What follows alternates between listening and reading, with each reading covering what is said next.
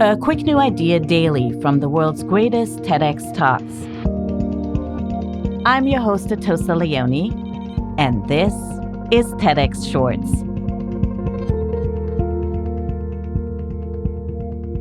Did you start off this new year with a list of resolutions?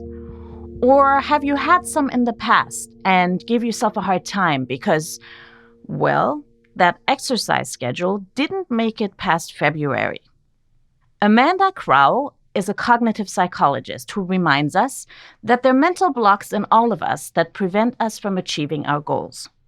She also shares from personal experience an optimistic opportunity, ways we can outwit these blocks. We all have something like this, don't we?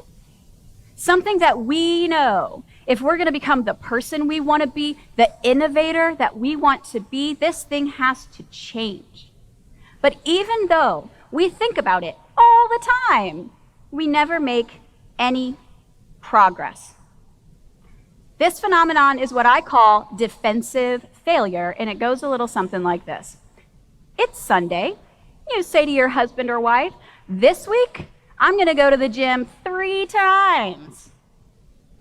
Then it's Friday, and you haven't been to the gym at all. It's so mysterious, right? You're like, I meant to go to the gym. I intended to go to the gym. Why am I not going to the gym?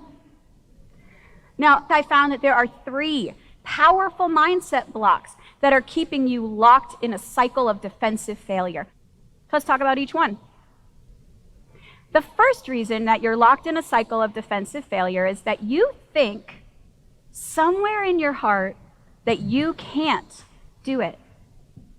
You think that some people have the talent or the genetics to do this thing, and specifically, you don't. Let's talk about exercise for this one, because I have a lot of experience with that.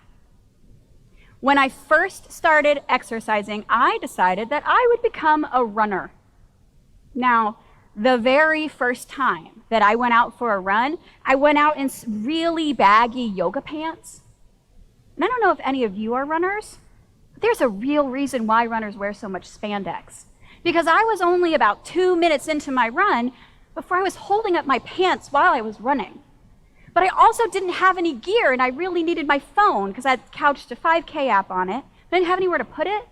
So I'm running, holding my pants with one hand, and my phone is in the other, and my pants are falling off in this direction now, and I'm like, I gotta grab it, so I grab it, and the phone falls off. Grabbing my phone. Mess. And the worst part of the whole thing, this whole thing went down on a high school track. This, my friends, is failure. I tried to do something for the first time and I did it wrong. Right? What happens in this moment is at the heart of this mindset block. If you believe that at the core of success is talent and genetics, then this rookie mistake matters a lot. It's the proof you needed that you didn't have what it takes, right? But if you can instead develop what Carol Dweck would refer to as a growth mindset about it, then these rookie mistakes lose their significance. They are no longer proof that you never should have tried. They're opportunities to learn. Because you know that at the heart of success is not talent, it's effort. It's effort over time that produces accomplishment.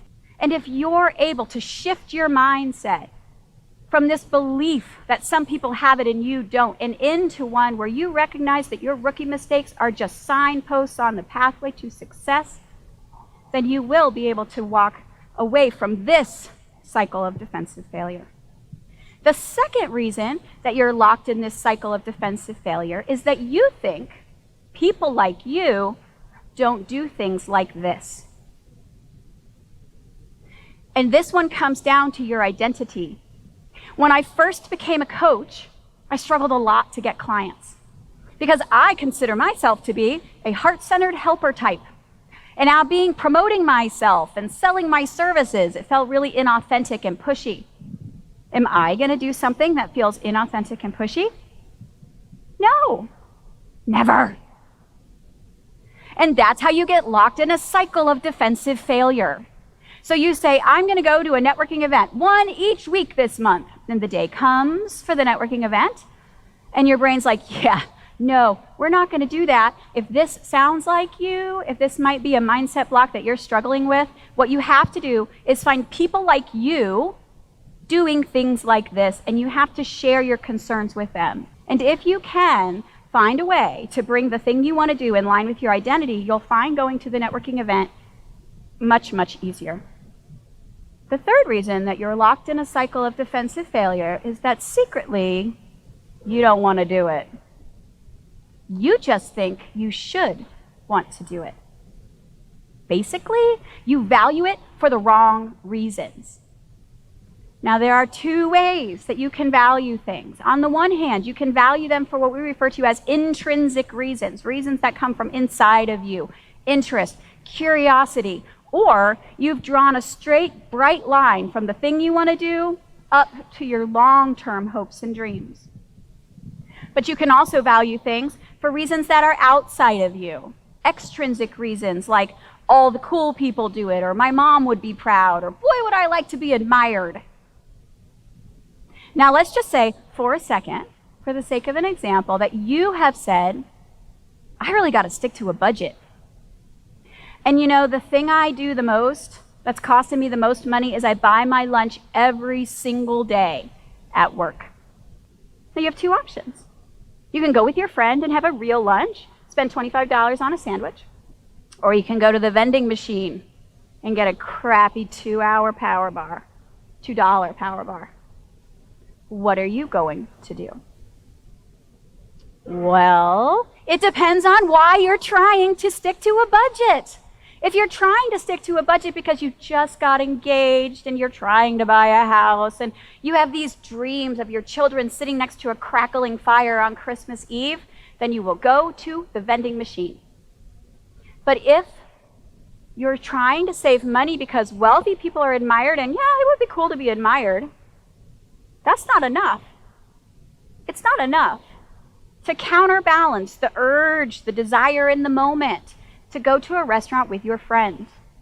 And this works for anything that you're struggling with.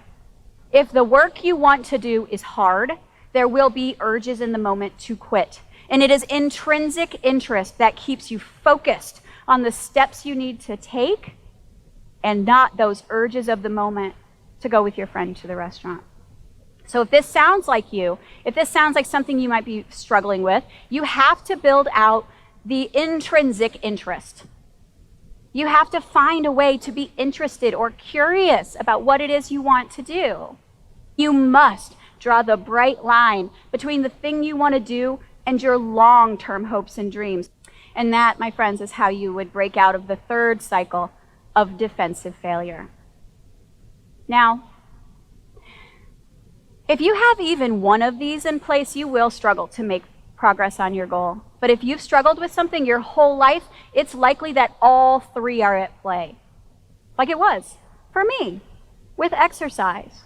All of us. We can be anything we want if we get our head clear and we begin to take steps. And if you're doing those two things, nothing can stop you. The TEDx talk you just listened to was recorded at a TEDx event in Harrisburg, Pennsylvania. All TEDx events are independently organized by volunteers who believe in TED's mission of ideas worth spreading. Special thanks to the organizing team at TEDxHarrisburg. Want to listen to more TEDx talks? Visit our website at ted.com/TEDxShorts. I'm Atossa Leoni. Thanks for listening, and see you tomorrow.